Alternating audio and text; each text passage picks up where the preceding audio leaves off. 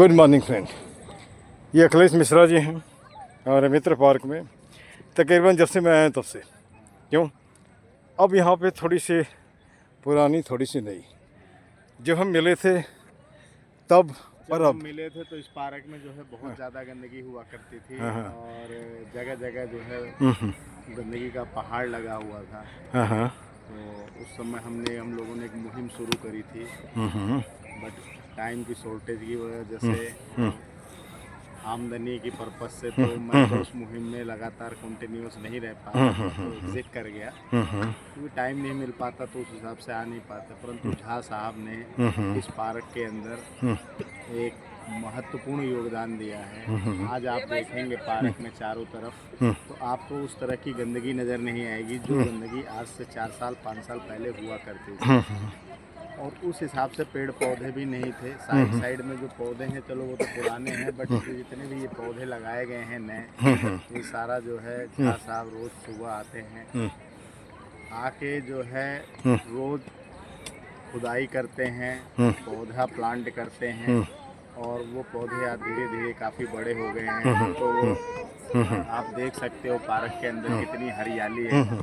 तो कहीं न कहीं इस जो हरियाली के पीछे हैं हमारे झा साहब का लगातार कंटिन्यूअस मेहनत और जितना भी वो पसीना बहा रहे हैं पार्क के अंदर उसी की देन है। ये जो हरियाली, ये जो पौधा इतना बड़ा है और जो साफ सफाई है पार्क की। मगर कुछ अनवांछित तत्व जो कि आते हैं शाम को गंदगी कर जाते हैं, फिर भी झा साहब जो है उन मुश्किलों से बिल्कुल भी नहीं पीछे हटे। वो जितना गंदा करते थे अगले दिन आके झा साहब उतना ही साफ कर दिया करते थे। अब ये जो है लड़ाई गंदगी फैलाने वालों के बीच में और सफाई करने वालों के बीच में झा साहब ने एक मुहिम बना दी है, छेड़ दी है। और आप देखिए कि कहीं न कहीं पार्क के अंदर वो सफाई है, आदमी का आने का मन करता है, बैठने का मन करता है और जितने भी पौधे कहीं न कहीं फ्यूचर में जो है बेनिफिट देंगे। आज जो छोटे बच्चे हैं जब कल को बड़े होंगे एटलीस्ट झा साहब को याद करेंगे, झा साहब हमारे आते थे और वो जो है लगातार आज भी आ रहे हैं और उस काम को लगातार करते जा रहे हैं। तो कहीं न कहीं एक ये प्रेरणा का स्रोत बने हुए हैं हमारे झा साहब। ये छोटे छोटे बच्चे काम पे लगे हुए हैं। काम पे क्या लगे हुए हैं, मतलब कि प्लांट को रोपण करने के लिए लगे हुए हैं। तो इनके अंदर भी एक मोटिवेशन जो है क्रिएट किया जा रहा है, जिससे कि वो इन फ्यूचर उनको भी एक लगाव रहे पेड़ पौधों के साथ और वो इसी जज्बे के साथ जो है आगे फ्यूचर में भी करते रहें। तो कहीं न कहीं इसमें जो प्रेरणा के स्रोत है हमारे वो झा साहब का अहम रोल है। अच्छा, बच्चों को भी जो आप जानते हैं सिखा के जाओ। हाँ, जो भी है ना, क्योंकि आगे आने वाला समय में इसी का भारत है। हाँ, अब मैं थोड़ा सा यहाँ पे रोक, आपने बोला ज़्यादा ही बोल दिया मैं बता रहा हूँ, इसमें और भी लोग जुड़े हैं। जैसे बड़े बड़े पेड़ लगे हैं, ये किसी फौजी ने लगाया, मैं पूछता भी रहता हूँ। हाँ, आप कल भी किसी ने कहा कि आपका कंट्रीब्यूशन ज़्यादा है, ये हो सकता है क्योंकि मैं साल में 365 दिन लगा रहता हूँ, है ना। क्योंकि आप जो है लगातार साल के 365 दिन आते हो। मुझे नहीं लगता कि आप कभी कोई ज़रूरत पड़ गई तो 1-2 दिन भले एब्सेंट हो, अदरवाइज आप हमेशा ही अवेलेबल रहते हो और सुबह 1.5 से 2 घंटे 3 घंटा अराउंड 3 घंटे तो आप जो है लगे रहते हो, इसी काम में ही लगे रहते हो। केवल जो है पौधों को लगाना, पौधों की देखभाल करना और उसके बाद ये भी देखना कि कौन सा पौधा सूख रहा है, कौन सा नहीं सूख रहा है। सबसे बड़ी बात ये होती है लगाना इम्पोर्टेंट नहीं है, लगाने के बाद जो है उसको केयर करना बहुत इम्पोर्टेंट है। जिस हिसाब से हमने पौधों को केयर करी है, आपने पौधे तो बहुत लगाए थे परंतु कुछ पौधे सूख भी गए, कुछ नहीं, बहुत सूखे, बहुत उखाड़ दिए गए तत्वों की वजह से, कुछ गलत लोगों की वजह से, तो उसका जो है नुकसान हुआ है। पर फिर भी जो है कि आपकी जो मुहिम है वो चल रही है। ऐसा नहीं है कि क्या नाम है कि आप बैक फुट पे आ गए हो। आदमी सामने वाला जितना जो है दिक्कत करता है आप उतना ही बढ़ चढ़ के और आगे आते हो। कहते हो कि मैं 100 पौधे लगाऊंगा, सामने वाला अगर खराब कर रहा है तो कितना खराब करेगा। मेरा अगर एक भी पौधा बड़ा होता है तो ये मेरी सक्सेसफुल। अब जैसे मैं थोड़ी देर के लिए आपको लेके चलता हूँ भागलपुर यूनिवर्सिटी। एक एमए में पढ़ाने वाला पॉलिटिकल साइंस का प्रोफेसर, वो बोलता मैंने 2000 बच्चे को पढ़ाया, 2 अगर पास हो जाता हम सक्सेसफुल टीचर, है ना। तो ये हर जगह लागू होता ये है। हर जगह लागू अब जैसे मैं आपसे एक कॉमन बात कर रहा हूँ, यहाँ जो लोग आते हैं वो केवल बोलेंगे नीम, पीपल, बरगद और बेल, उसके अलावा भी उनको पौधा नहीं मालूम होता है। उसके अलावा और अच्छा नहीं, नॉलेज है, लेकिन उनको केवल उनको लगता है ये करेंगे तो हमको स्वर्ग मिलेगा। स्वर्ग उससे नहीं मिलता, स्वर्ग अच्छे कर्म करने से मिलता है। स्वर्ग होता है या नहीं होता, आप देखा है क्या? नहीं देखा है। तो हमारा सोच है 20 साल का प्रोजेक्ट, हम जिंदा रहें या नहीं रहें।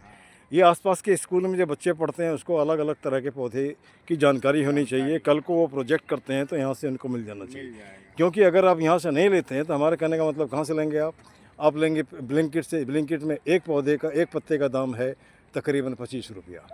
हाँ, तो कितने लोग अफोर्ड कर पाएंगे, है ना। तो जब भगवान ने हमको जो कुछ भी दिया है तो क्या हम उसका फ़ायदा नहीं उठा सकते क्या हम जैसे हर काम क्या पैसे के लिए करते हैं क्या? नहीं ना, हर काम पैसे के लिए नहीं करते हैं। कहने का मतलब है कि ईश्वर ने अगर आपको यहाँ भेजा है तो कुछ मकसद है। या वैसे मैं तो कभी नहीं सोचा था कि इतने दिन काम करने के बाद पार्क में झाड़ू लगाऊंगा, ये ऊपर वाले की मर्जी थी, है ना। हाँ, अब यहाँ पर इधर देखिए, तो हमारा एक व्यक्तिगत सोच है। कुछ ऐसे लोगों ने कहा यहाँ ये पौधा नहीं होगा, ये नहीं होगा, वो नहीं होगा। जब पत्थर पे पौधे उग जाते हैं तो प्लास्टिक पे क्यों नहीं उगेंगे, है ना। और नहीं भी, है ना। जैसे एडिशन बल्ब बनाने के लिए कितने बार एक्सपेरिमेंट किया, 28 बार फेल हुआ। तो बोला 28 बार हमने अगर किया तो 28 तरीके तो अपनाया। उसी तरह हमने भी, जैसे मान लो पौधे मर गए, तकलीफ तो होता है, लेकिन फिर चलो भाई ध्यान देखते हैं कैसे कर रहे हैं। यही इस पर कोई उम्मीद किया था कि यहाँ पौधा होगा? कोई उम्मीद नहीं किया था ना, लेकिन हो तो गया, है ना। और वहाँ पे क्या है, मिट्टी नहीं है, ज़्यादा पत्थर है, लेकिन मिट्टी पौधा अपने आप को जिंदा रखने के लिए अपने आप को बढ़ा रहा है ना, बढ़ा रहा है, अपनी जड़ों को हाँ, फैला रहा है अंदर ही। हाँ हाँ, नहीं लग रहा है ना आपको। अच्छा, एक बात मुझे बताइए, जैसे कि अभी इस बच्चे से हमने पूछा कि आपको इसलिए क्या चाहिए, तो भैया हैं बोल, अभी तो लोग डरे हुए हैं, सबको सब ला के देगा, क्योंकि अगला इलेक्शन में उनको नहीं रखेगा लोग, है ना। तो वो जो टूटा फूटा जो दिख रहा है पार्क का, वो है ना, तो उसका या तो बदली कर दो, रिपेयर तो कर नहीं सकते, क्योंकि ये गरीबों का पार्क है मान के चलते हैं, क्योंकि यहाँ पे दब्बू लोग जाते हैं, आवाज़ उठाने वाले लोग नहीं है। आवाज़ उठाए होते तो सब कुछ होता है यहाँ पे। अच्छा, अगर मैं आवाज़ भी उठाता हूँ तो लोग उसको नलीफाई करते हैं, लेकिन आपका जो टॉयलेट घर आया या स्टोर आया, कि आपको क्या लगता है आपके बोलने से? आप तो पहले भी बोल रहे थे, क्यों नहीं आया? हाँ, तो इनको वीडियो का डर लगता है ना। मैं बता रहा हूँ, ऐसा ना कोई जनता देख रही है, और जनता देख ही नहीं रही। मैं यही नहीं, मैं तो ओपनली बोलता हूँ, उत्तम नगर इस गंदा नगर, मेक इट साफ नगर। चल उठ जाग रे जन, हो मुखर बना सुंदर उत्तम नगर। वो कैसे? आपके पास फ़ोन है, वीडियो बनाओ अपने मोहल्ले की गंदगी का, अपलोड करो और टैग कर दो स्वच्छ भारत अभियान जो प्रधानमंत्री का है।